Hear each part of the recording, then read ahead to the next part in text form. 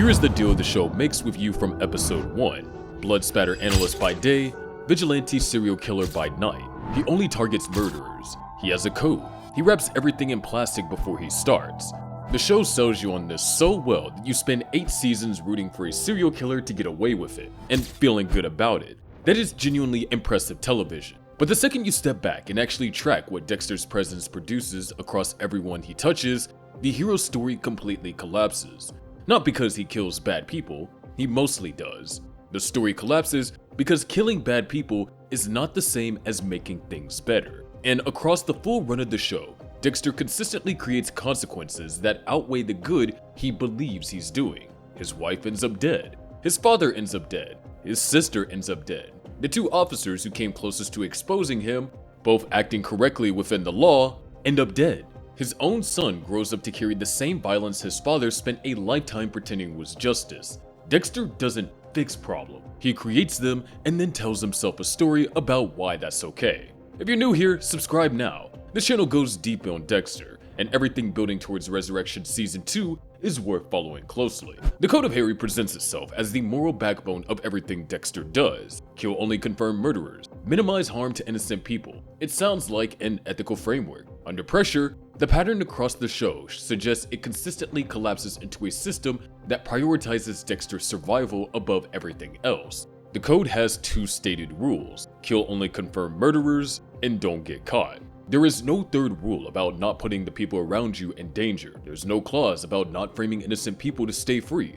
There's no instruction about what happens when following the code means someone who loves you has to do something they can never take back. The moments where the code should hold are the moments it visibly breaks down. In Season 2, when Sergeant Dokes closes in on him, Dexter plants his own blood slides in Dokes' car. He hesitates.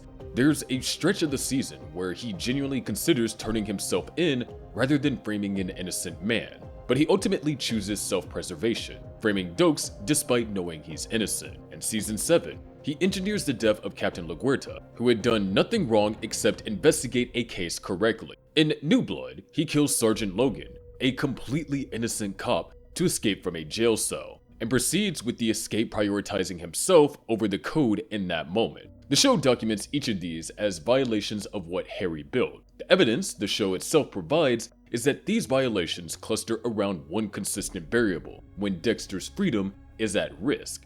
A framework that only holds when it's convenient isn't a moral system. It's a story someone tells themselves. Dexter tells it so consistently and so fluently that the audience believes it too. The show repeatedly demonstrates that every time real pleasure hits, the code reveals what it actually is: a justification system built on top of a survival instinct. And the person who built that justification system for Dexter, he saw what it produced exactly once in real life, up close, and couldn't survive what he saw, which is where this actually starts. Dexter's adoptive father, Harry Morgan, died 3 days after watching Dexter work. He didn't die of heart disease, he died of what he saw, and his suicide is the culmination of his own role in creating the thing he could not face. Season 2, Episode 10, There's Something About Harry, reveals through Captain Matthews that Harry deliberately overdosed on his heart medication. The trigger was walking in on Dexter dismembering Juan Rhinus. Dexter was content while covered in blood, cutting apart a body. Harry watched his son's face in that moment and understood completely what he had built. He had exposed Dexter to violence from the beginning. He had channeled Dexter's urges rather than trying to get him help. He had convinced himself that creating a controlled version of a monster was better than acknowledging what he was raising. Then he saw the reality of it up close. The cheerfulness, the precision, the total absence of conflict in his son's face. And he overdosed on his heart medication 3 days later. Harry had recorded his own guilt in sessions with Dr. Evelyn Vogel before he died, telling her that no one, not even killers, deserves to end up in pieces. The code he built was supposed to contain the thing he helped create. What the show demonstrates is that Harry's suicide is both a response to what Dexter had become and a recognition of his own hand in making it. He was not an innocent man watching a stranger. He was a man watching the end result of his own decision. Dexter's response to learning all of this is telling. He says quietly, "I killed my father." He processes it, then he keeps killing. Harry built a system to contain Dexter, and it destroyed him, partly because of what Dexter was, and partly because of what Harry had done to make him that way. The The show spends seasons letting Dexter interact with the posthumous version of Harry as a conscience and guide. The real Harry saw what his choices had produced and chose to die rather than keep being a part of it. That's not a small thing. That is the man who loved Dexter most deciding that love actually cost him. The pattern Harry started didn't stop with him. Dexter acts as a catalyst, accelerating outcomes that might not have occurred otherwise for the people pulled into his orbit. And no one in the entire franchise gets harder by that than the person Dexter claimed to care about the most. Deborah Morgan's entire adult life, her career, her mental health, her moral compass, her death, runs directly through Dexter. The show demonstrates that Dexter doesn't control Deborah's choices, but he consistently places her in situations where every available option damages her. Dexter Original Sin shows Deborah as a genuinely happy young woman, joining the police academy, full of energy, motivated, surrounded by family. Watching that version of Deborah and tracking forward to where she ends up makes the distance she traveled visible, because the show itself shows you the starting point. By season 6, Deborah accidentally witnesses Dexter killing Travis Marshall. Rather than arresting him, she helps him burn the church to destroy the evidence. That is the first moment she steps across the line she spent her career defining.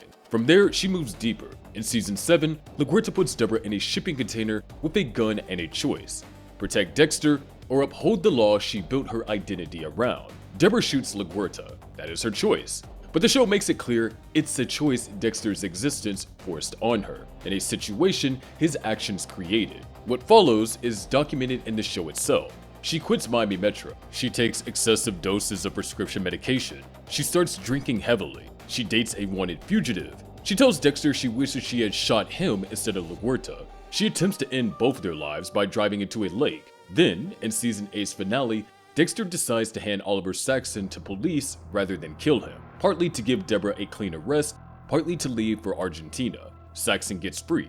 He shoots Deborah. A blood clot forms during surgery. She never wakes up. The show establishes that Dexter's decision not to properly neutralize Saxon is what put Deborah in Saxon's line of fire. Deborah's death is not a tragic coincidence. It is the accumulated weight of 8 years of being the person Dexter's existence kept demanding things from. She lost her career for him, she committed murder for him, she lost herself for him, and she lost her life because of a decision he made badly at the worst possible moment. The show frames her final scene as sad and tender. It is.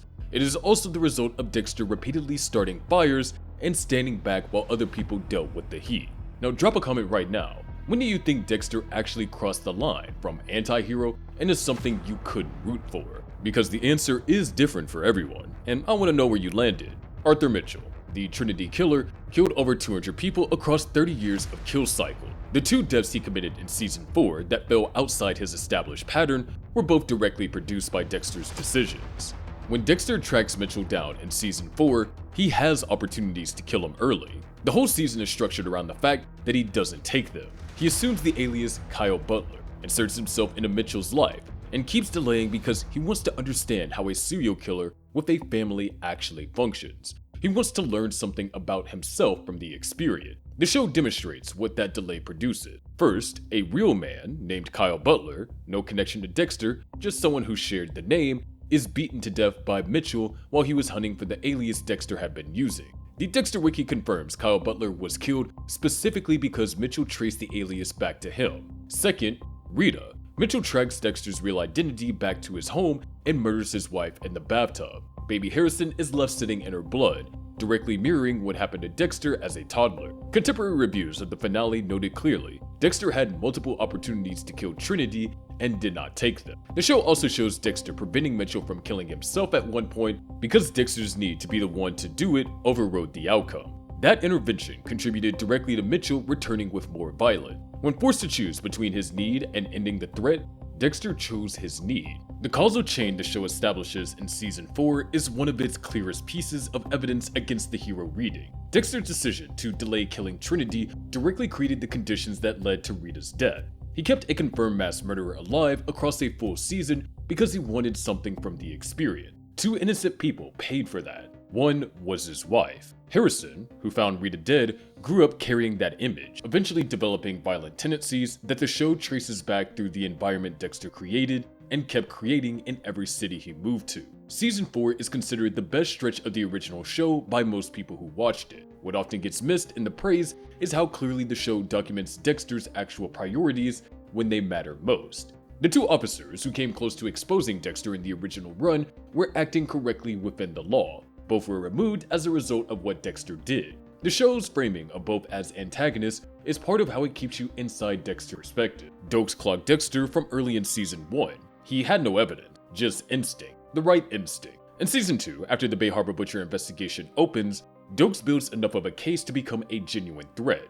Dexter hesitates. There's a period where he considers turning himself in rather than destroying an innocent man, as I mentioned prior. But he ultimately plants his own blood slides in Dokes' car, then imprisons him in a cage in the Everglades. And while Dokes is locked up, Lila West finds the location, understands that Dokes will expose Dexter, and blows up the cabin. Dokes dies, the case closes, a decorated cop gets permanently labeled the worst serial killer in Miami Metro history based on evidence Dexter planted. The show itself categorizes Dokes' death as something Dexter made possible and extremely easy through the imprisonment. LaGuerta never believed that Dokes was guilty. She spent years trying to reopen the case and build a real investigation Season 7 with no personal compromise in her history regarding Dexter. Her political flaws and the maneuvering she did throughout her career are irrelevant to the fact that her investigation into Dexter was correct. She was the most methodical threat Dexter faced. His response was to engineer her death, luring her to a shipping container, planning to shoot her and stage it as a cross-killing with Hector Estrada.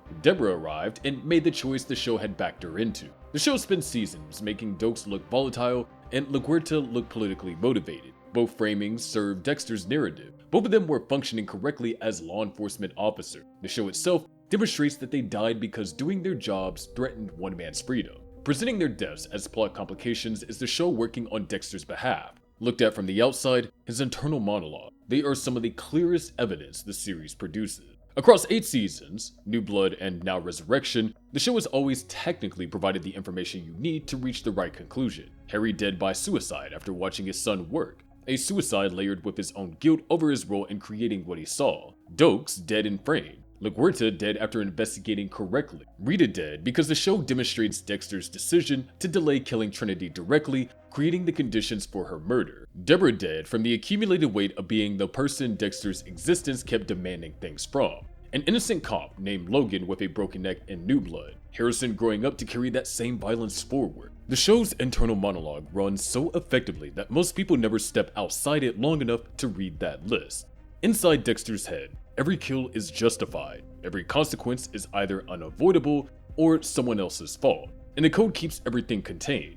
Outside his head, the pattern the show repeatedly demonstrates is that the people he targets would have faced consequences eventually, but the people who died around him while he was operating are the ones who paid the clearest price. New victims created in the process of stopping old ones, a sister who would still be alive, a wife who would still be alive, a father who might have lived longer than he did. That is not a hero with a dark side. Across the evidence the show itself provides, the pattern points towards something else entirely. The most dangerous person in the room wearing a story about justice as a mask. Hit like if this reframed anything about the show for you. Share it with whoever still defends the code, and if you want to go deeper of where all of this is heading in Resurrection Season 2, the Quinn situation, what Batista's death actually changes, and why people who love Dexter keep paying the price while he keeps walking, that breakdown is already on this channel, so go and watch it.